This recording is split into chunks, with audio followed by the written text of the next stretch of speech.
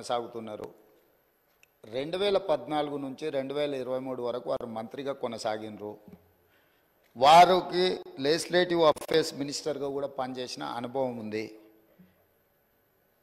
Chair మీద ఆరోపణలు చేయడం ఏ సభ్యుడికి తగదు. వినండి. ఎందుకు అంటే ఇది ప్రాధాన్యతతో కూడుకున్న సమస్య. కార్మికుల పక్షాన కార్మికులు కష్టాలలో ఉన్నప్పుడు 50 రోజులు దీక్ష చేసినప్పుడు 50 మంది చనిపోయినప్పుడు ఖమ్మం జిల్లాకు సంబంధించిన డ్రైవర్ శ్రీనివాసరెడ్డి గారు తన పిల్లలు పెద్ద ఉద్యోగాలలో ఆర్థికంగా బలంగా ఉన్న ఆనాటి ప్రభుత్వం యొక్క వివక్ష 50,000 కార్మికుల పట్ల చూపిస్తున్న విధానాన్ని వ్యతిరేకిస్తూ ఆత్మ బలిదానం చేసుకున్నప్పుడు ఆ కుటుంబాలకు వాళ్ళందరూ అండగా నిలబడ్డారు. అట్లాంటి కార్మికుల తరఫున కొట్లాడే కమ్యూనిస్టు పార్టీ ఈ సభలో వాళ్ళ తరఫున మాట్లాడడానికి అడిగితే మీరు వాళ్ళకు అవకాశం ఇచ్చిండ్రు. ఎందుకు? కార్మికులు ప్రాధాన్యత, కార్మికుల తరఫున కొట్లాడే వాళ్లకు ప్రాధాన్యత ఇవ్వాలి. ఈ ప్రభుత్వానికి ఏదైనా వాళ్ళ సూచనలు ఉపయోగపడితే ఆ సమస్యల్ని పరిష్కరించాలి అనే ఉద్దేశంతో మీరు సాంబశివరావు గారికి అవకాశం ఇచ్చిండ్రు. మీరు ప్రశ్న అడగకపోయినా అతనికి ఎట్లా అవకాశం ఇస్తారని వారు మాట్లాడిండ్రు కదా అధ్యక్ష. అది ఏ చట్టానికి దేనికి అసలు వారు మాట్లాడుతున్నది పూర్తిగా విరుద్ధం. ఒక్కసారి ఒక ప్రశ్న ఈ సభలో ఆమోదం పొందింది అంటే ఈ సభ యొక్క ఆస్తి. సభ ప్రశ్న అడిగిన వాళ్ళకే అవకాశం ఇవ్వాలి, మిగతా వాళ్ళకి అవకాశం ఇవ్వద్దని ఏ చట్టంలో లేదు. ఒక్కసారి ప్రశ్న ఈ ప్రశ్నావళి 10 ప్రశ్నలు ఉన్నాయి కదా అధ్యక్ష. ఇప్పుడు ఇందులో ఉన్న ఈ ప్రశ్నావళి ఈరోజు ఆమోదం పొందిన ఈ 10 ప్రశ్నలు ఉన్నాయి కదా. 10 ప్రశ్నలు క్వశ్చన్ అవర్, 1 గంటలో ఈ 10 ప్రశ్నలకు చర్చ జరిగి దీని మీద సమాధానాలు చెప్పడం కోసమే 10 ప్రశ్నలు పెట్టింది. అంటే ప్రతి ప్రశ్నకు 6 నిమిషాలల్లో మనం చర్చ ముగించుకోవాలి. అట్లా 60 నిమిషాలల్లో వీటన్నిటికీ ప్రభుత్వం వైపు నుంచి సమాధానాలు రాబట్టుకోవడానికి ప్రయత్నం చేయాలి.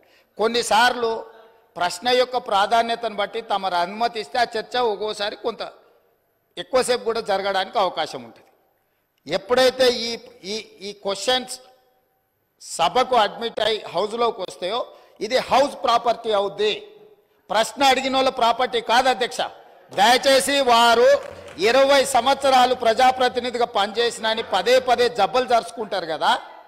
కనీసం లెజిస్లేటివ్ అఫేర్స్ మినిస్టర్గా పనిచేసిన హరీష్ రావు గారికి ఒక్కసారి ప్రశ్న సభలోకి వచ్చిందంటే సభ్యుల యొక్క అందరి ఆస్తి అధ్యక్ష. ఎవరికి మాట్లాడడానికి అవకాశం ఇవ్వాలనేది చైర్ యొక్క విచక్షణ అధికారం అధ్యక్ష. తమరు సాంబశివరావు గారికి అవకాశం ఇవ్వడాన్ని సభ్యుడు తప్పు పట్టడాన్ని 100% తప్పు. కాబట్టి వారు అట్లా మాట్లాడడాన్ని భవిష్యత్తులోనైనా సవరించుకోవాలి. అదేవిధంగా వారు పదే రూల్ బుక్ గురించి మాట్లాడుతున్నారు అధ్యక్ష. అదే రూల్ బుక్లో చాలాసార్లు వారు కోట్ చేసిరు. సభ్యులు చైర్ నొదిలి పోడియంలోకి వస్తే అదే రూల్ బుక్లో ఆ సభ్యులను బయటకు పంపించే ప్రొవిజన్ కూడా ఉంది అధ్యక్ష. తమరికి తెలుసు కదా అధ్యక్ష అది. కానీ మీరు అది ఉపయోగించలే. ఎందుకంటే ఈ సమస్య యొక్క ప్రాధాన్యత మీకు తెలుసు కాబట్టి వారు ఎంతసేపు అడిగినా దానికి ప్రభుత్వం వైపు నుంచి స్పష్టమైన సమాధానం ఇచ్చిండ్రు. ఆ సమాధానంతో వాళ్ళు సంతృప్తి చెందకపోవచ్చు. ఎందుకంటే 10 సంవత్సరాలు వాళ్ళు చేసిన తప్పులు ఈ ప్రభుత్వం కూడా చేయాలని వాళ్ళ కోరిక ఉండొచ్చు. కానీ ఈ ప్రభుత్వం ఒక నిర్దిష్టమైన ప్రణాళికతోని కార్మికులను ఆదుకోవాలని, ఆ సంస్థను బ్రతికించాలని, ఈరోజు ఆ సంస్థను ఆర్థికంగా బలోపేతం చేయాలి అని ఈరోజు అహర్నిశలు కృషి చేస్తుంటే వారు పదే వారి గతంలో ఆ కార్మిక శాఖకు గౌరవాధ్యక్షుడిగా ఉన్నారు. ఆనాటి ముఖ్యమంత్రికి ఈయనను ఎట్లా తొలగించాలనో అర్థం కాక ఆ కార్మిక సంఘాన్ని రద్దు చేసిండు.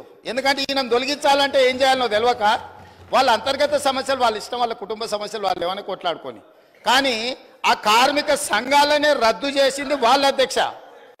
అట్లాంటిది ఇప్పుడు మళ్ళీ మొదటికి వచ్చి పాత తప్పులన్నీ కప్పిపుచ్చుకోవడానికి ఈరోజు కొత్తగా ఈ ప్రభుత్వం మీద బురద జల్లి మంత్రి గారిని బుల్డోజ్ చేసే విధంగా మాట్లాడడం ఏమాత్రం సమంజసం కాదు అధ్యక్ష. చివరిగా నా సూచన ఒకటే సభ్యులందరికీ, ఎందుకంటే ఇక్కడ దాదాపుగా 119లో 60కి పైగా మొదటిసారి ఎన్నికైన సభ్యులు ఉన్నారు. ఆ సభ్యులు ఏమనుకుంటారు వారు మాట్లాడింది విని?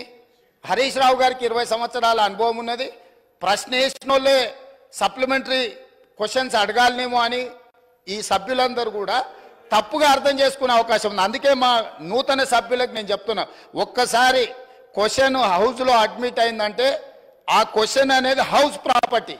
ఈ హౌస్లో ఏ సభ్యుడైనా కూడా సప్లిమెంటరీ క్వశ్చన్ అడగడానికి అవకాశం ఉంది. సప్లిమెంటరీ క్వశ్చన్ అడిగినప్పుడు స్పీకర్ అనుమతిస్తే ఎవరైనా మాట్లాడడానికి అవకాశం ఉంది. కాబట్టి మా నూతన సభ్యులకు కూడా నేను చెప్తున్నా, ప్రశ్న సభలోకి వచ్చిందంటే ఇది హౌస్ ప్రాపర్టీ.